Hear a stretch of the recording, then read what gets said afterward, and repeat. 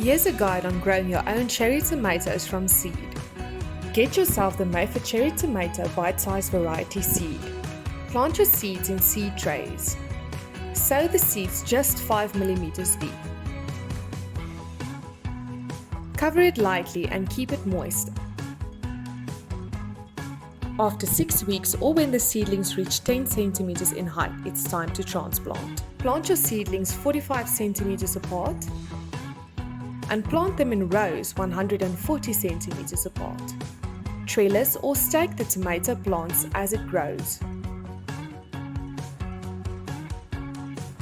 Keep watering, but don't water the leaves, only the roots.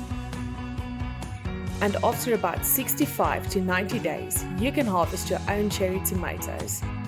The Mayford seed range is available at all leading retailers and garden centres, and it's as easy as that. Happy growing!